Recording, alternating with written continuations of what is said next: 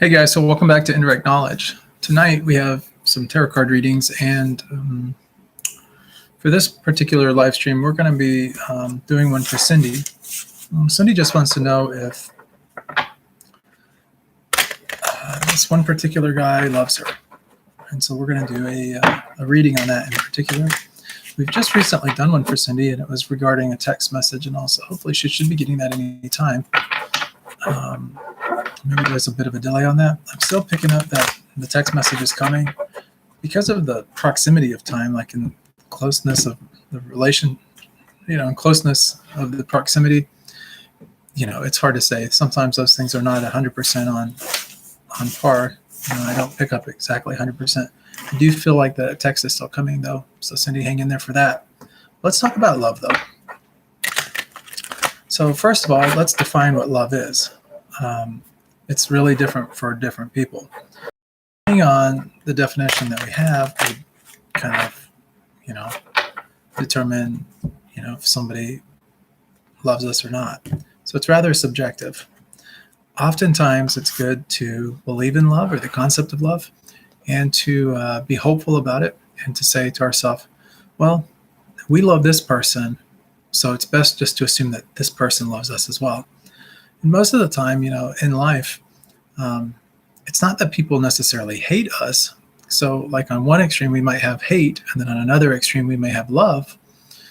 It's just that, when we think about love, oftentimes it's thinking about people doing things for us or being in our life or choosing to be with us or choosing to make our life a part of their life and vice versa. And so there's a lot of that kind of thing that goes into love. Love, though, like from a monk's perspective, from a humble monk's perspective, is really about service to others. So, and done from the heart. So it's sort of about doing activities with good intention. Sorry, I was looking at my kitty cat. Kitty cat around here playing with a feather. Sorry about that interruption. So I'm just cutting the cards now, thinking about this question about love. So let's go ahead and put it out there, and we'll just kind of get some perspective on whether this person loves you or not. At least get some insight anyway. So the first card that we have is a past card, and it's the Knight of Pentacles. This is the knight that is probably the slowest of knights, and this is because he's more sure-footed. He wants to dot his I's, cross his T's, that kind of thing. And the next one we have is the Moon. That's the present moment that we're in. So this is not being able to see everything. So this explains why the text message hasn't necessarily come into play yet. But it also is this, it's almost like a veil. Like when the moon comes up, it's very intuitive. Like we have to listen to our intuition. We have to listen to that inner voice within us. It's really about, if you look at this, it's where maddening energy comes out. Things are like a little bit askew. They used to say when they had this idea that, and I grew up in India, but they had this idea that that you didn't want to do like a lot of prayers or anything like that around like twilight, around the time the moon was coming out and different things because of the energy in the atmosphere.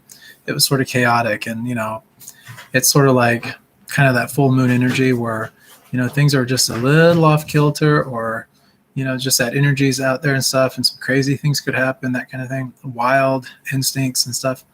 So the moon is sort of like representative of that in a sense as well. So you get some of that energy that kind of slips in there from time to time. But the moon is very hypnotizing. In fact, my name Chandra actually means moon in Sanskrit. So I sort of have a closeness to this particular card, if not by anything else, just by namesake alone. But in this particular, we have water, which is really representative of the unconscious. And so it's about things not necessarily being out in full light. So we don't see everything for what it is. And when this happens, sometimes we make assumptions. And sometimes those assumptions are not based or grounded in reality. So we have to be a little bit careful. And that's the cautionary statement that we have right now. with this. Now, the Queen of Wands. The Queen of Wands is, she's a queen of action, but she's also very intuitive, and she's also very influential, more in a indirect way and all. But she's able to get people kind of behind her plan to take action. She's able to influence people in kind of the way that she wants them to be influenced. And now this represents you, Cindy. So this is really showing you kind of about 2 months out, kind of where this relationship with you and him will actually be. You'll really be the person of influence. You'll be able to get basically what you want.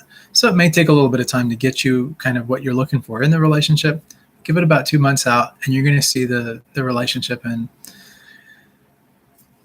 kind of a nicer way, one that's going to make you feel more comfortable, that's going to make you just feel like, yes, this is what I want. So as far as the answer, or the key to the outcome, which we'll talk about here in a minute, the outcome, it's this card right here. Now, this is a very interesting card. This is the Empress, and the Empress is really about, when you see this card, think of Mother Nature. You think about nurture. You think about creating. And that's actually, you know, a lot of times when people get this card, it's normally, there's a pregnancy to happen, to come about. And that could be like the answer to this situation. Not necessarily saying that it's necessarily going to be a pregnancy, but it's this nurturing nature. And that's what this card is really, really all about. When you nurture a relationship and you have patience and you just, you know, really give it love yourself, then the natural tendency is for that seed to grow up and to be a healthy plant and everything. And the same way is true in relationships. If you nurture the relationships that you have with others, then those relationships do start to take on deeper and deeper meanings, and people start to become much closer together, and you create history. And the more history that you create, the stronger that relationship, the stronger that bond becomes. The deeper, the closer the attachment. Now, as far as the energy surrounding the moon that we talked about, it's a Queen of Swords. So we have another queen that's coming up. Now, the Queen of Swords is, she's more about the mental. Okay, so the Queen of Wands we talked about is kind of the future coming about, kind of giving you that security of the relationship, kind of giving you what you want, pushing things in the right way, the right actions are coming about. In the current moment, all we have this Queen of the Mental, so it's like influence over the mind, and that's what this moon card is really all about. So kind of the thing to keep in mind with this is for one who has conquered the mind is the best of friends. For one who has failed to do so, the mind can also be the greatest enemy. So you have to be very careful, like kind of in how you think about things or how you kind of read into things. Trust your intuition, the moon is saying, but at the same time, the Queen of Swords over here is also cautioning you to say, okay, yes, it's good to trust your intuition and stuff, but don't let your mind control you. In other words, don't let your mind get you wrapped up in these ideas that are not really proven or founded in or grounded in reality. So in the same regard, you know, keep that point in mind as you're thinking about this relationship with him and what's coming about. And, you know, in order for this thing to materialize naturally and progressively and in a happy way, in a positive direction and all, you don't want to be thinking negative thoughts. You don't want to be like letting that kind of energy creep into your system and to kind of start to buy into those ideas, because those things can actually rob you of your happiness. And, you know, they can actually, you know, steal away from you things that you want. So kind of bear that in mind. And now, as far as kind of what you're looking for, as far as things go, or kind of the attitude or something like that, kind of what you're feeling about this relationship at this point, it's this Death card here. Death can be endings, obviously. Death can also be about transitions, and it can be about, you know, going from one thing to the next, to the next, to the next. And you may be feeling that that's the situation with the relationship. Right now, I'm not really picking up that is the case. I'm actually picking up more like there's just sort of a transitionary kind of energy that's going on with this particular card, and that as far as, you know, getting what you want, within about 2 months and all, you'll start to see things more in your favor, and you'll start to see things kind of materialize in that direction. Now, as far as the outcome, what you're getting from all of this, that is the Six of Pentacles. This is the charity card, oftentimes it's referred to as. And if you look at it, the people receiving are happy and the people giving are receiving. And that's essentially what love is all about. So the answer to this is yes, he does love you, and it will show in how you give and in how he takes and how you take and how he gives. So it's this reciprocity. It's the giving and the taking. So here's the thing. Sometimes people don't give and we want them to. And so what is the key to eventually getting that?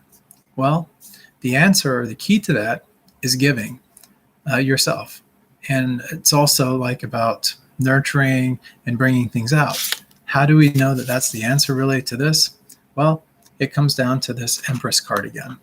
The Empress is all about nurturing, nature, pregnancy, birthing new things into creation, creating new things. And it's a really joyous, really wonderful card, very motherly card. So it's got kind of that motherly natureness to it, but it's also about youth and vitality and things on that end as well. And it's also a very happy card. There's a lot of positive things that come about from this particular card. And that happiness also gets transitioned over into the giving and the taking aspect. So I hope this helps you. And if you have any questions or anything, please reach out to me, let me know. As a monk, I do this from the heart, and I do this as a service for anyone.